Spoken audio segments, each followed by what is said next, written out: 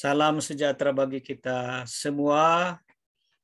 Kita mengucap syukur ya kepada Tuhan karena kasih dan anugerahnya tetap menyertai kita semua.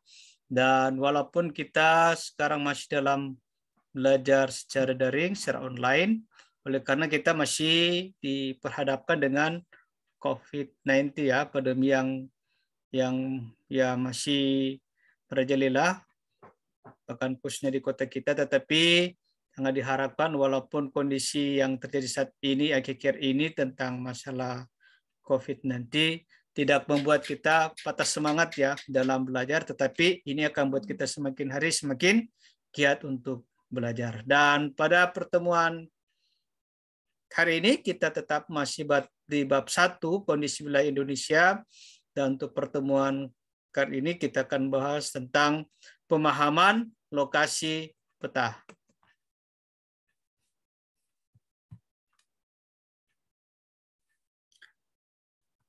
Kita mulai di tujuan pembelajaran. 1. Menjelaskan komponen peta. 2. Menjelaskan fungsi peta.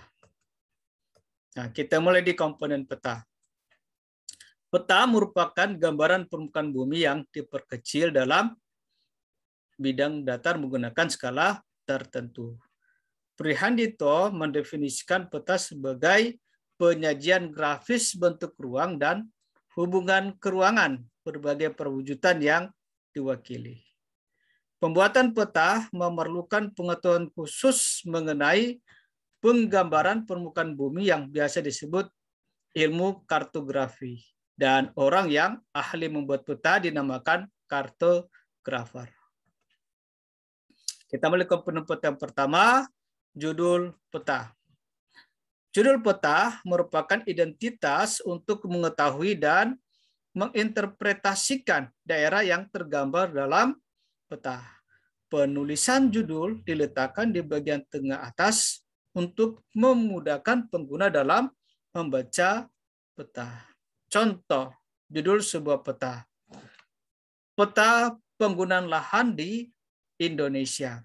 Maka isi dari peta adalah sebaran penggunaan lahan yang ada di Indonesia berupa pemukiman, hutan, perkebunan, dan lain-lain. Yang kedua, skala peta. Skala merupakan perbandingan jarak pada peta dengan jarak sebenarnya. Skala terdiri dari 3 jenis, yaitu skala numerik, skala verbal, dan skala grafis. Skala numerik merupakan skala yang dinyatakan dengan angka pecahan seperti 1:100.000. Skala verbal merupakan skala yang menunjukkan jarak inci di peta sesuai jumlah mil di lapangan seperti 1 inch to 4 mile, yang berarti 1 inci di peta mewakili 4 mil jarak sebenarnya di lapangan. Skala grafis merupakan skala yang ditunjukkan dengan garis atau grafik. Contoh, kita lihat ini. Jadi skala tersebut mengatakan bahwa setiap 1 cm pada peta mewakili 2 km pada jarak sebenarnya. Jadi kalau yang di atas ini adalah sentimeter, 1 cm, 2 cm, 3 cm. Yang di bawah ini adalah kilometer, 2 km, 4 km, 6 km. Jadi kalau 1 cm pada peta mewakili 2 km pada jarak sebenarnya. 3 cm pada peta mewakili 6 km pada jarak sebenarnya.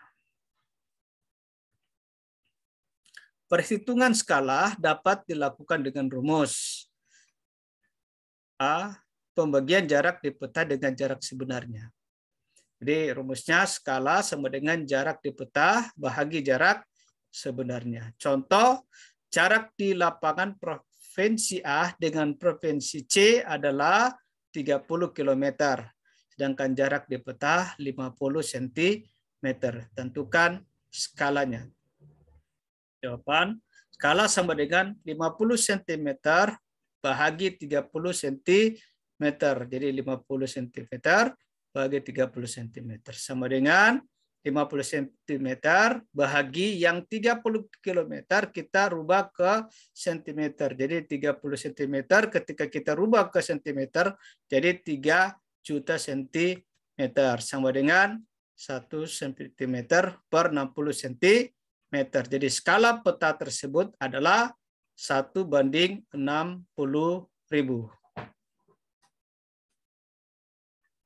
Jadi skala di peta tersebut adalah 1:60.000. B. Membandingkan dengan peta lain yang telah diketahui skalanya. P2 sama dengan D1 bagi D2 kali P1. D1 itu adalah jarak pada peta yang sudah ada skalanya. D2 itu adalah jarak pada peta yang belum ada skalanya. P1 itu penyebutan skala peta yang telah diketahui. P2 skala peta yang akan dicari. Nah, contoh ini ada peta A itu bahagi 2 cm itu skala belum diketahui, dan di peta B skala sudah diketahui 1:2 juta. Nah, berdasarkan jarak dalam dua peta tersebut, tentukanlah skala pada peta A. Jawabannya P2 sama dengan D1 bahagi D2 kali P1. P2 sama dengan 8 bahagi 2 kali 2 juta. Sama dengan 16 juta. Bahagi 2 juta sama dengan 8 juta. Jadi skala pada peta A yaitu 1:8 juta. Yang ketiga, simbol peta. Simbol peta mewakili objek sebenarnya di lapangan. Berikut merupakan jenis-jenis simbol yang ada di peta. A. Simbol titik untuk menggambarkan tempat atau data personal. Contoh ibu kota kabupaten. B. Simbol garis untuk menggambarkan kenampakan yang berhubung dengan jarak. Contoh rel kereta api, sungai. C. Simbol area untuk menggambarkan objek yang memiliki luas tertentu.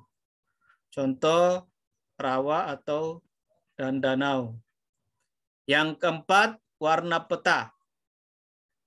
Warna peta menggambarkan kenampakan yang ada di peta. Berikut merupakan warna yang biasa digunakan untuk menggambarkan berbagai kenampakan pada peta. Warna biru, perairan, daerah dingin. Warna kuning, gurun, dataran tinggi, vegetasi yang kering. Warna hijau, hutan, dataran rendah, vegetasi. Warna coklat, daerah perbukitan, kontur. Warna merah, gunung api, kota, jalan protokol. Warna hitam, batas wilayah. Yang kelima, legenda. Legenda merupakan keterangan simbol-simbol yang ada pada peta untuk mempermudah penggunaan dalam membaca dan menginterpretasikan peta. Letak legenda berada di sisi kanan atau kiri bagian bawah peta. Nah ini, letak legendanya ini baru untuk orientasi, itu maksudnya adalah arah mata angin yang menuju arah utara, barat, selatan, dan timur daerah yang digambarkan.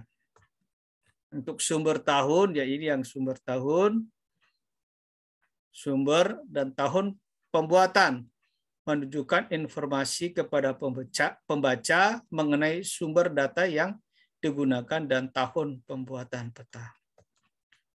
B. Fungsi peta. Pembuatan peta ditujukan untuk mempergunakan pengguna dalam mencari informasi. Jadi fungsi peta itu mempermudah pengguna dalam mencari informasi. Nah, informasi yang didapat ini bisa digunakan sebagai landasan pengambilan keputusan. Berikut merupakan fungsi peta. 1. Memperlihatkan letak satu tempat dengan tempat lainnya di permukaan bumi. 2. Menunjukkan ukuran satu objek seperti jarak dan luas daerah. Yang ketiga, menampilkan bentuk objek di permukaan bumi, misalnya bentuk benua dan negara.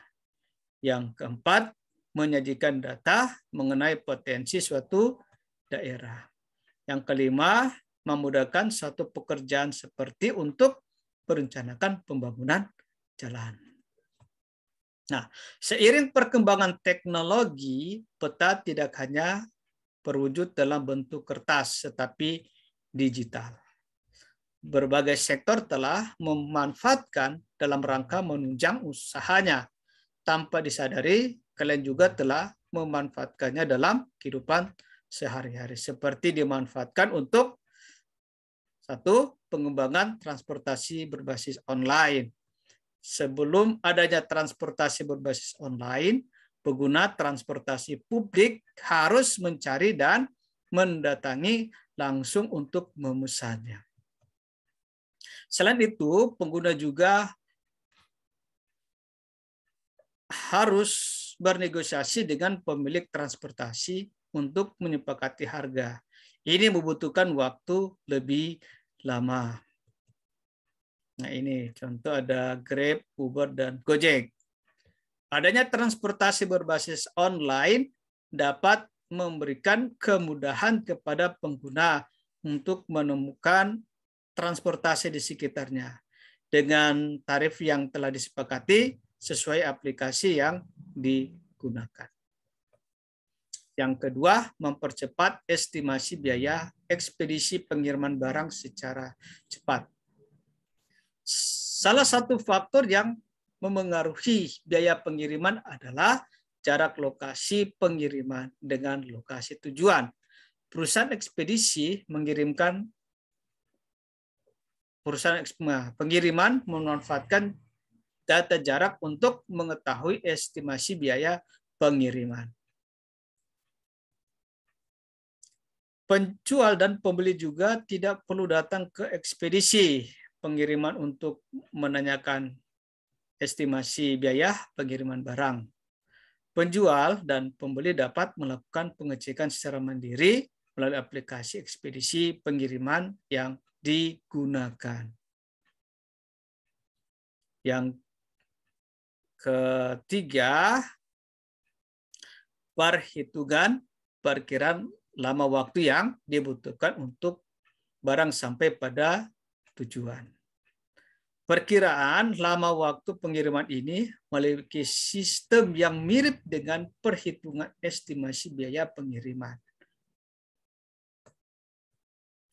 Data jarak lalu lintas dan jenis transportasi saling terintegrasi sehingga dapat menghasilkan estimasi waktu pengiriman hingga barang dapat sampai pada alamat tujuan. Yang keempat, memudahkan menemukan alamat tujuan. Ketika memesan makanan secara online melalui aplikasi pemesanan, pengguna peta digital memudahkan pengemudi atau driver dalam menemukan restoran yang akan dituju.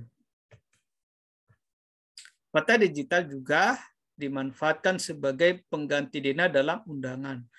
Alamat tujuan yang dicantumkan dalam undangan digital memanfaatkan peta digital yang dibuat dalam bentuk barcode atau tautan yang akan menghubungkan dengan alamat tujuan.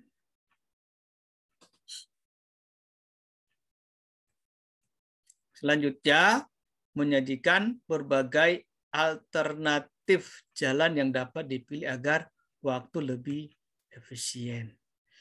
Seseorang yang akan menuju lokasi tertentu dapat memilih dari berbagai rute jalan yang disajikan.